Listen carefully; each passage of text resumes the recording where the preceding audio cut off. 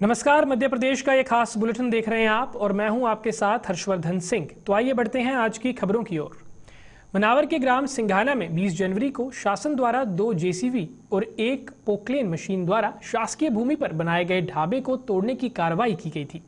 ढाबा मालिक जीतू भाटिया एवं परिवार के लोगों ने मिलकर एसडीएम दिव्या पटेल को ज्ञापन सौंपकर ढाबे से संबंधित दस्तावेज उपलब्ध करवाए थे। क्या है पूरा मामला, आइए जानते हैं। मेरा नाम मगन सिंह है।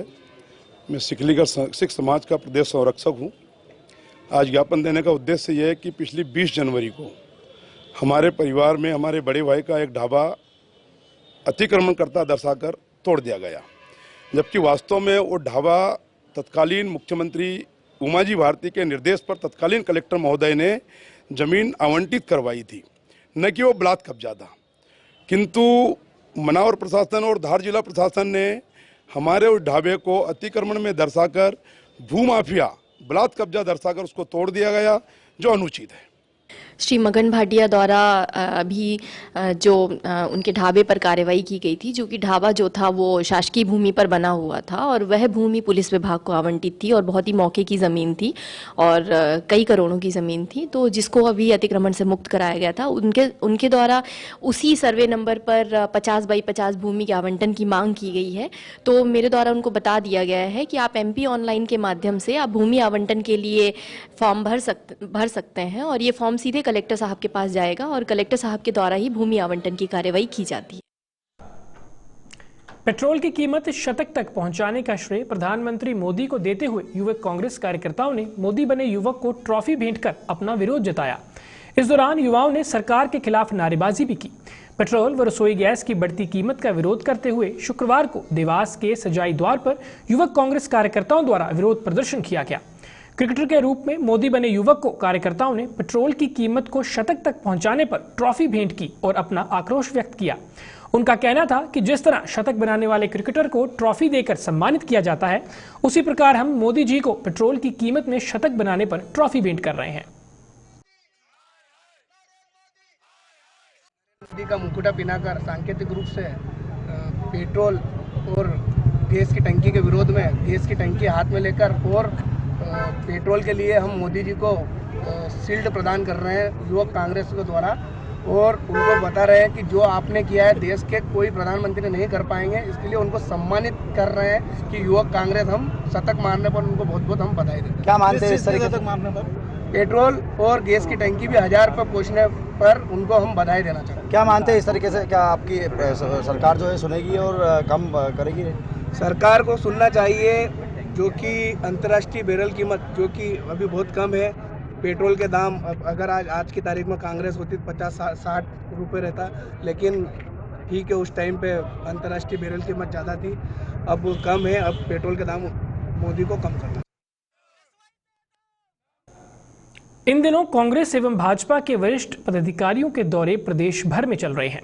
मंडला में भी अपनी अपनी पार्टी को उत्तम बताते हुए युवक कांग्रेस के प्रदेश अध्यक्ष विक्रांत भूरिया एवं भाजपा पिछड़ा वर्ग मोर्चा के प्रदेश अध्यक्ष भगत सिंह कुशवाहा का आगमन किया गया। दोनों नेताओं का अपनी अपनी पार्टी के कार्यकर्ताओं को साथ लेकर रैली के माध्यम से भव्य स्वागत भी किया गया। संवाद और संपर्क करने की एक प्रक्रिया है, उसके निमित्त आज हम मध्य प्रदेश के अंदर, यह हमारा मंडला जिला है, इसमें आए हैं। तो ऐसा हमारा ये सतत और निरंतर प्रवास रहता है, उसी निमित्त आए हैं। और हमारी एक व्यवस्था, एक परंपरा है, अखंड प्रवास कांग्रेस को वनवास, तो उस कार्यक्रम को हम लगातार बनाए रख रहे हैं। देखो, आरक्षण को लेकर जो है कांग्रेस ने कितना गुमराह किया OBC को, ये बताने की जरूरत नहीं। और हम देखते हैं कि इस देश के इतिहास में पूरे जब से देश का स्वतंत्रता का लेकर तो आज तक OBC की चिंता करने का काम किसी ने नहीं किया। जब एकमात्र पार्टी भारतीय जनता पार्टी की सरकार बनी, जिसके देश के यशस्वी प्रधानमंत्री नरेंद्र मोदी जी के नेतृत्व में, हमने देखा कि पिछड़ा वर्ग को संवैधानिक आयोग का दर्जा देने का काम किया। मध्य प्रदेश के यशस्वी मुख्यमंत्री माननीय शिवराज सिंह जी चौहान ने संवैधानिक आयोग का पुनर्गठन कर बड़ी शक्ति के साथ में कैबिनेट में मंजूरी देने का काम किया। देखिए, आज युवा पूरी तरह परेशान है और बहुत पीड़ा में है, और जिस तरह से पूरे प्रदेश में और पूरे देश में बेरोजगारी फैली हुई है, कोरोना काल के बाद ये बद से बदतर हो गई है। महंगाई इतनी जबरदस्त हो गई है कि पूरी मध्यम वर्गीय परिवारों की, गरीब परिवारों की कमर टूट गई है।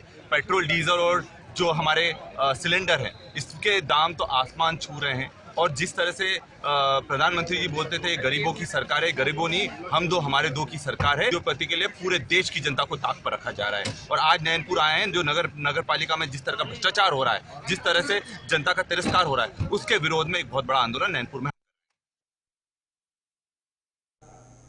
मंदसौर पुलिस द्वारा 51,000 के एक इनामी कुख्यात अंतर्राज्यीय अफीम तस्कर और हत्या के आरोपी को गिरफ्तार किया गया है।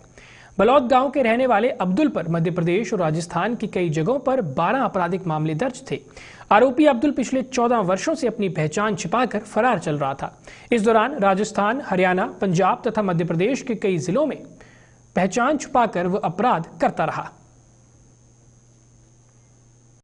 रहने वाले एक कुख्यात बदमाश अब्दुल बिल्लो तथा पुत्र बाबू बिल्लो जिसपे करीब 51,000 रुपये इनाम घोषित था, उस पर हत्या और अवैध रूप से मादक पदार्थ की तस्करी के आरोप थे। मारपीट के कई मामले पंजीबद्ध थे, न सिर्फ मंदसौर जिले में बल्कि कोटा, कुरुक्षेत्र और अन्य जिले के जो भोपाल में भी उसके खिलाफ एक अपराध पंजीबद्ध था। और उसमें करीब 2007 से ही फरार चल रहा था। इसके बारे में हमें कल एक टिप मिली थी, तो हमने एसडीओपी सीतामऊ और एसडीओपी मंदसौर के नेतृत्व में थाना प्रभारी राकेश चौधरी, अमित कुशवाहा, अमित सोनी और पुलिस के नेतृत्व में टीम बनाई थी और व्यू रचना रचते हुए हमने इसके घर से दबिश दी और हमने इसे गिरफ्तार करने में सफलता पाई है। हम अभी इसे विस्तृत पूछताछ कर रहे हैं। जो भी लोग इसके साथ अपराध में शामिल हैं उनके खिलाफ भी हम वैधानिक कार्रवाई। अंतर्राष्ट्रीय महिला दिवस 8 मार्च 2021 के अवसर पर खेल और युवा कल्याण विभाग मध्य प्रदेश द्वारा छात्राओं एवं महिलाओं के सशक्तिकरण के लिए शिविर का आयोजन किया गया, जिसका 26 फरवरी 2021 को शुभारंभ किया गया था, जो कि 8 मार्च 2021 तक आयोजित भी किया जाएगा। शिविर के शुभारंभ के पहले दिन कई गणमान्य लोग इसमें उपस्थित रहे।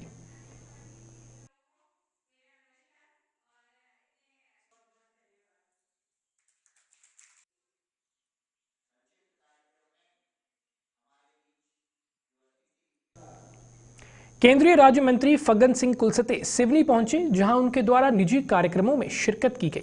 साथ ही घनसौर रेस्ट हाउस पहुंचकर उन्होंने लोगों की समस्याएं भी सुनी। क्या कहना था केंद्रीय राज्य मंत्री का, आइए देखते हैं।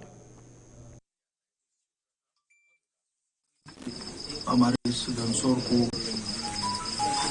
को स्टॉपेज दें इन ट्रेनों का, क्योंकि जैसा मैंने भी अनुभव किया कि इस क्षेत्र में और यहाँ के लोगों के लिए हर दृष्टि से, व्यापारिक दृष्टि से भी है, सहायता राशि है, कितना किसका बनेगा उस आधार पर उसको सहायता राशि दी जाएगी। उसमें कहीं किसी प्रकार का कोई कोताही नहीं है। और मैंने कहा है कलेक्टर को, कोई व्यक्ति छूटना नहीं चाहिए। जितने प्रभावित परिवार हैं मेरी जानकारी के हिसाब से करीब 72 ऐसे गांव हमारे छपारा तहसील के हैं, धनौरा तहसील के लगभग 7 से 8 गांव और करीब 20 से ऐसे गांव हमारे। बीनागंज में कार्यरत सफाई कर्मी अपनी नियमितीकरण के चलते कलेक्ट्रेट पर वेतन सहित विभिन्न मांगों को लेकर लगातार लंबे समय से नगर परिषद प्रशासन से मांग करते आ रहे हैं, लेकिन सफाई कर्मचारियों की कोई भी सुनवाई नहीं की जा रही है।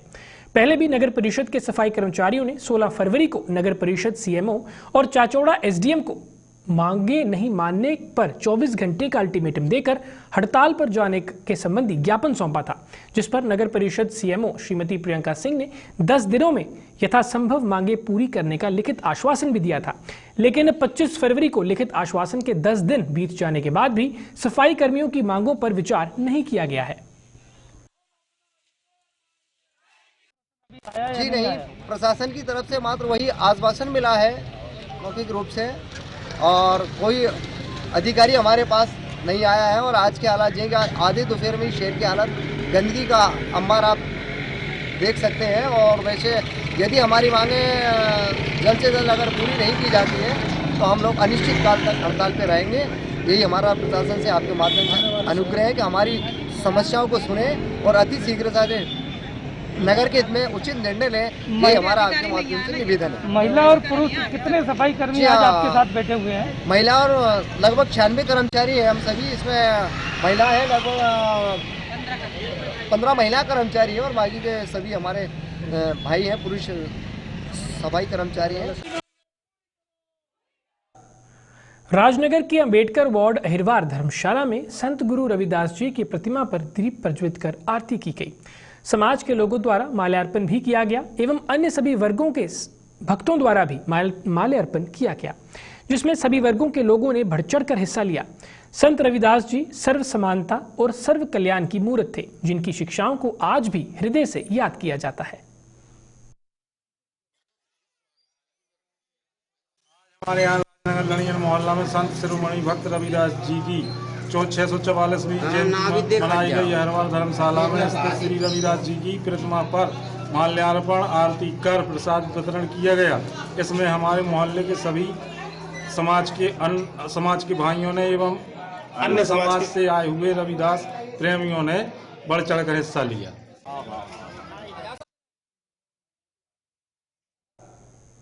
देवरी नगर के व्यापारियों द्वारा अपने अपने प्रतिष्ठान बंद कर जीएसटी की विसंगतियों एवं जटिल प्रावधानों के विरोध में शुक्रवार को नगर बंद का आयोजन किया गया था, जिसमें सभी व्यापारियों ने अपने प्रतिष्ठान बंद रखकर अपना समर्थन दिया था।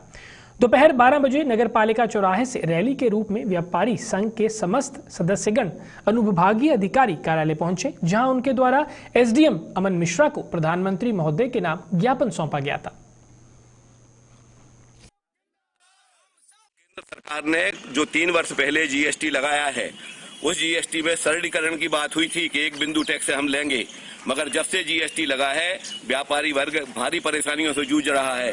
हमारे चार्टर अकाउंटेंट, हमारे वकील, हमारे मुनीम, सारे लोग पूरी ताकत लगाने के बाद भी शासन की नीतियों को नहीं समझ पाते हैं।